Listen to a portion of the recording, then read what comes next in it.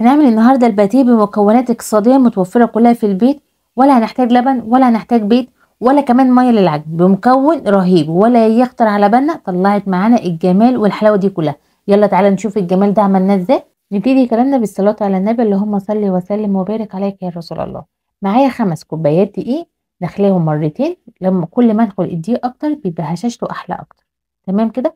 ومعانا عليهم باكة خميره او معلقه خميره كبيره، عليها معلقه سكر، ربع معلقه ملح كده عشان اظبط الملح بتاعي. اهم مكون اساسي معايا معلقه صغيره بيكنج باودر او بيكنج صودا، تمام كده. ومعايا ربع كوبايه زيت. حلو الكلام. اهم بقى حاجه اللي انا هعجن بيها بديل الميه وبديل الزيت، اللبن، وبديل كمان ما استخدمتش بيض، ميه الجبنه. انا هعمل هنا دي سندوتشات باتيه او مولتو وده حادقه. تمام كده. ميه الجبنه بتاعتنا انا عجنت بيها، جبتها كده الجبنه انا هحشيها في الباتيه، والميه بتاعتها دفتها وخليتها جنبي انا بعجن بيها، كل انزل بيها وكل ما احتاج ميه اعجن بيها.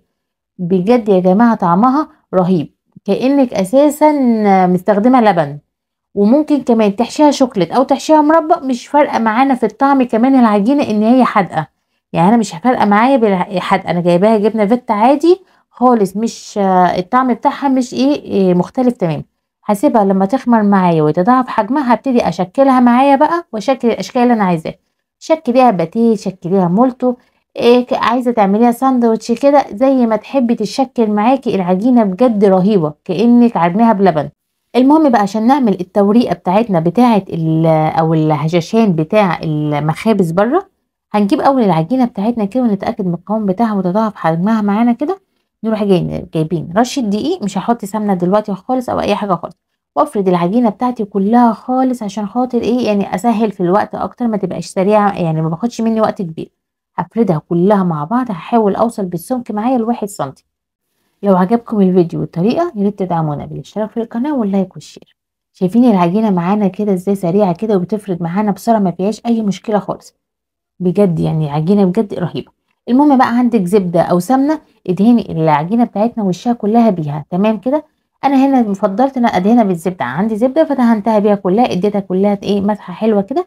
وبعد كده هجيب السكينة بتاعتي وابتدي اعمل ليها فتحات من الجناب كده، بس اسيبها من النص تكون متواصلة مع بعض. يعني من النص تبقى متصلة مع بعض، بس من الجناب هفتحها، لان انا هبتدي اطبق العجينة كلها مع بعض عشان اعمل التوريقة اللي بتبقى موجودة في في الباتيه. لما انت تجيبي من بره بيبقى ليها توريقه كده زي ما انتوا شايفينها بالفيديو كده بالظبط.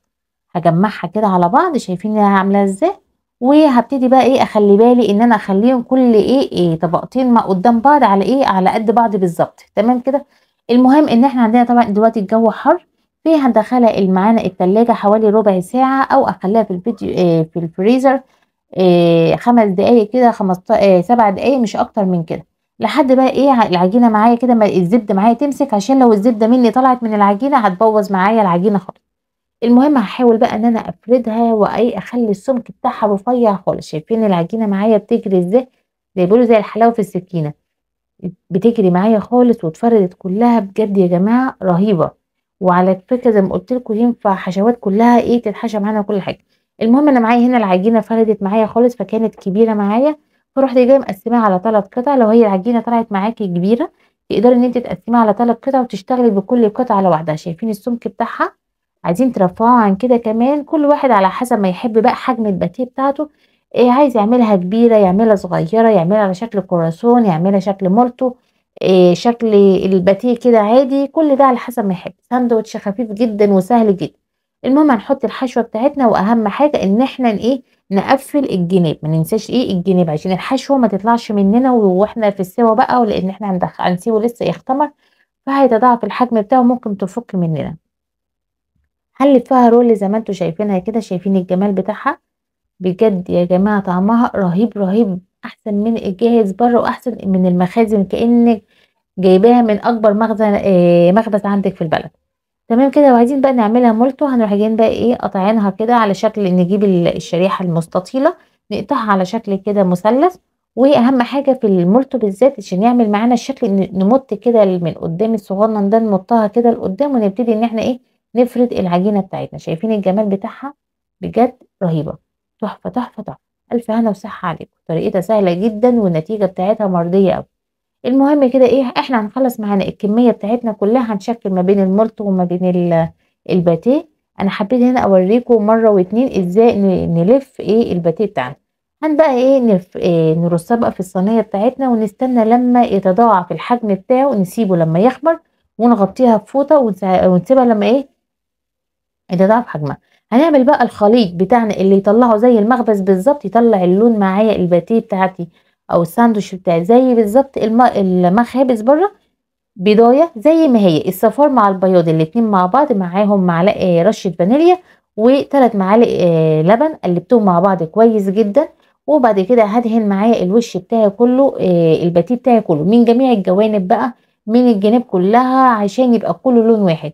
لو انا دهنت بس الوش بقى، الوش بس من فوق، هيبقى من الجناب ابيض ومن فوق احمر، هيبقى شكله مش لذيذ. ادهنه كله بيها من جميع الجوانب، وهدخلها الفرن بقى على حراره كام؟ 170. تمام كده.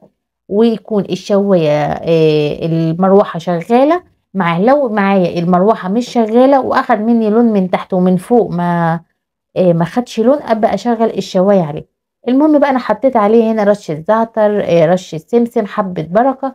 يعني شكلي براحتك كده ودخلي الفرن بقى، والف هنا وصحه عليكم بجد يا جماعه، رهيبه. شايفين بتاعها القوام بتاعها عامله ازاي، والهشاشان بتاعها احسن من الجاهزه، وكانك عجناها بلبن. يعني انا العجينه بالظبط طالعه معايا وطعمها كاني عجناها باللبن بالظبط. وهي انا اساسا لا استخدمت لبن ولا استخدمت بيض ولا استخدمت ميه ولا اي حاجه خالص.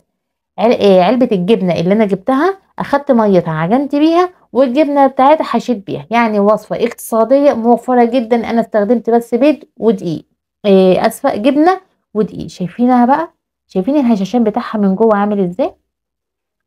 بجد رهيبه. وكمان تعالوا بقى نفتحها كده، شوفوا لما نفتحها بقى من الطبقه بتاعتها كده ازاي مورقه، جاي زي بالظبط الجاهز بالظبط. بصوا احنا بنفتحها كانها زي الجاهز واحسن كمان. طعمها رهيب جدا، وصفه سهله جدا واقتصاديه جدا، تنفع معانا عشاء حلو جدا للاولاد في ايام الامتحانات والمذاكره، وفطار حلو خفيف جدا مع شاي بلبن او مع العشاء برضو. لو عجبكم الفيديو والطريقه، ما تنسوش تدعمونا بالاشتراك في القناه واللايك والشير. اشوفكم ان شاء الله في فيديو جديد ووصفه جديده من قناه لمة العيله، والسلام عليكم ورحمه الله وبركاته.